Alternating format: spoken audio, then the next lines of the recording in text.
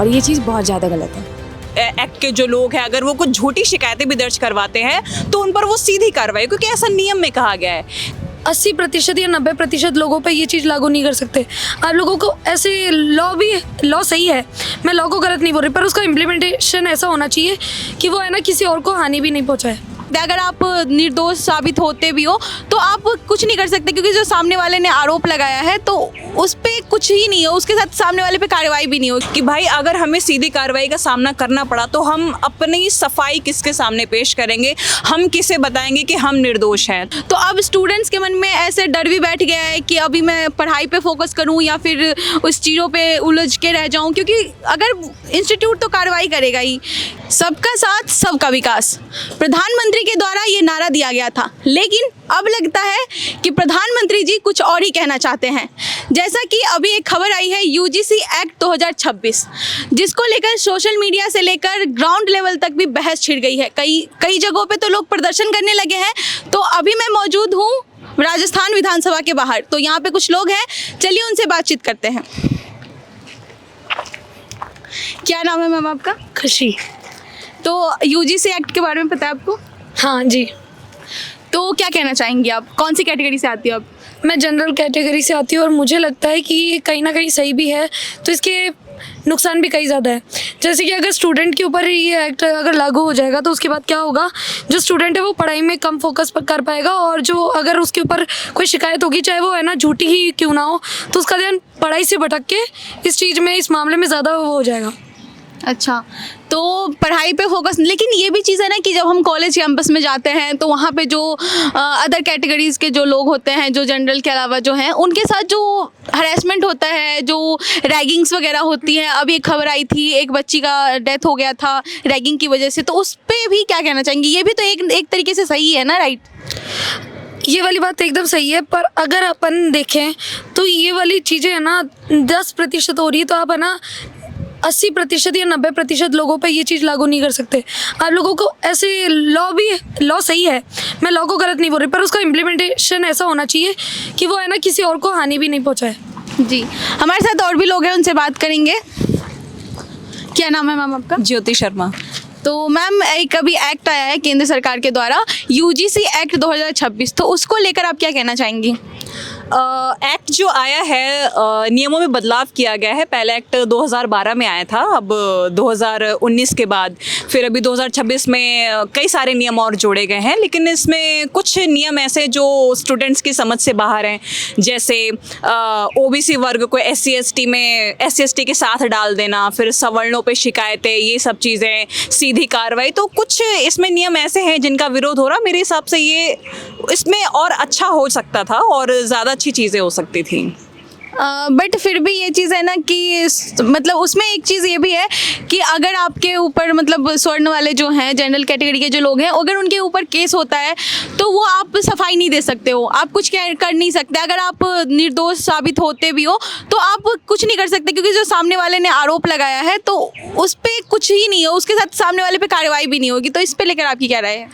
बिल्कुल, सवर्ण जाति के जो लोग हैं, जो स्टूडेंट्स हैं, टीचर्स हैं, उनका ये कहना है कि इस एक्ट को लेकर ये जो चीज़ डाली गई है कि जिस पे शिकायत दर्ज होनी है, जो भी ओबीसी या एससी एसटी एक्ट के जो लोग हैं, अगर वो कुछ झूठी शिकायतें भी दर्ज करवाते हैं तो उन पर वो सीधी कार्रवाई, क्योंकि ऐसा नियम में कहा गया है। सीधी कार्रवाई होना, ये सबसे बड़ा डर स्टूडेंट्स के बीच में है कि हमें तो कुछ बताने का मौका नहीं मिलेगा। पहले था कि हाँ चलो दोनों पक्षों की जाँच होती थी, ये चीज़ें निकल के आती थी कि हाँ किसकी गलती है किसकी नहीं है। अब स्टूडेंट्स में डर ये है कि भाई अगर हमें सीधी कार्रवाई का सामना करना पड़ा तो हम अपनी सफाई किसके सामने पेश करेंगे, हम किसे बताएंगे कि हम निर्दोष हैं। तो मेरे ख्याल से ये चीज़ इसमें नहीं होनी चाहिए, इसको और तरीके से अच्छा किया जा सकता था, बेहतर किया जा सकता। और अभी आपने कहा कि मिसयूज़ हो सकता है, तो अभी हमारे शिक्षा मंत्री धर्मेंद्र प्रधान का कल ही बयान आया था।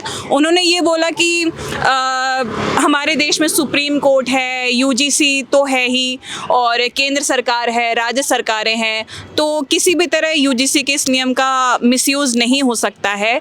जो भ्रांतियां फैलाई जा रही हैं छात्रों के बीच में, उनको दूर करना चाहिए। तो मैं सिर्फ इतना कहना चाहूँगी कि अगर ये भ्रांतियां ही हैं तो लोगों तक या छात्रों तक भ्रांतियां फैल कैसे रही हैं, क्या उन्हें समझाने के लिए या इन भ्रांतियों को मिटाने के लिए क्या कोई नियम नहीं आ सकता, कोई जागरूकता नहीं फैलाई जा सकती? जिस तरह से नियम जैसे आया और पूरे देश में बवंडर सा मच गया, वहाँ उत्तर प्रदेश में एक पीसीएस अधिकारी ने, अलंकार अग्निहोत्री नाम है उनका, उन्होंने इस्तीफा तक दे दिया अपने पद से। तो अगर आप इसे भ्रांति ही कहते हैं तो ये किस तरह की भ्रांति कि एक पीसीएस अधिकारी ने अपना इस्तीफा दे दिया? वो अधिकारी है, वो भ्रांतियों में नहीं आ सकता है। तो आप इस तरह की बातें मत कीजिए कि आप दोनों वर्गों को, तीनों चारों वर्गों को, एससी एसटी ओबीसी सवर्णों को आप इस तरह से भ्रांतियों में ला रहे हैं, उन्हें कंफ्यूज कर रहे हैं। और एक तरीके से ये भी है ना कि जैसे अब इंस्टीट्यूट वालों को बोल दिया कि जो भी, जहाँ पे जो भी संस्थान है उनको सरकार अगर फंडिंग नहीं करेंगी, अगर वो कार्रवाई नहीं करते हैं, तो अब स्टूडेंट्स के मन में ऐसे डर भी बैठ गया है कि अभी मैं पढ़ाई पे फोकस करूँ या फिर उस चीज़ों पे उलझ के रह जाऊँ, क्योंकि अगर इंस्टीट्यूट तो कार्रवाई करेगा ही, क्योंकि उनकी फंडिंग रोकने की बात कही है सरकार ने। तो इस पर आप क्या कहना चाहेंगे, क्योंकि इंस्टीट्यूट डायरेक्ट कार्रवाई करेगा?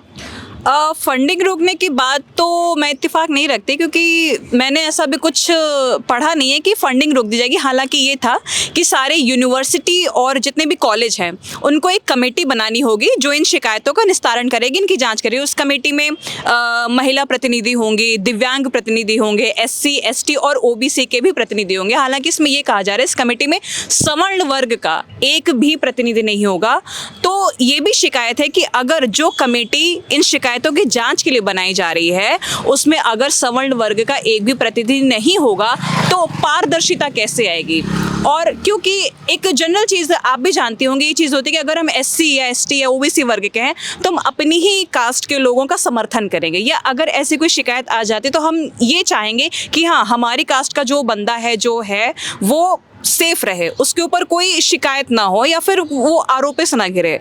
लोगों का, स्टूडेंट्स का ये भी कहना है कि अगर आप कमेटी बना रहे हैं तो कम से कम एक प्रतिनिधि सवर्ण वर्ग का भी रखिए ताकि हमारी भी सुनी जाए।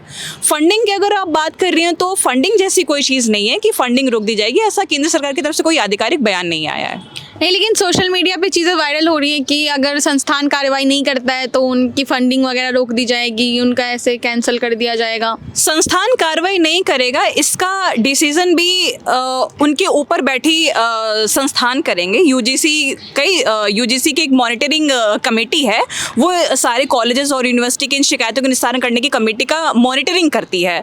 तो वो पहले ये देखेगी कि शिकायतों का निस्तारण हो रहा है, नहीं हो रहा है, जांच हो रही है कि नहीं हो रही है, कौन आरोपी बनाया जा रहा है, कौन विक्टिम है। तो इन सब चीज़ों को लेकर के ही जांच आगे बढ़ेगी। फंडिंग रोकने वाली बात बहुत बड़ी है और फंडिंग तभी रोकी जाएगी जब फाइनल डिसीजन आ जाएगा, और मेरे हिसाब से फाइनल डिसीजन आने में भी कई चरणों को पार करना पड़ेगा, जांच के चरणों को पार करना पड़ेगा। तो हमारे साथ और भी लोग मौजूद हैं, इनसे बात करते हैं। क्या नाम है मैम आपका? कृति। तो कृति मैम, एक खबर आई है यूजीसी एक्ट 2026 नियम के बारे में पता है आपको? हाँ, पता है। तो इस पे आपकी क्या राय है, क्या कहना चाहेंगे आप?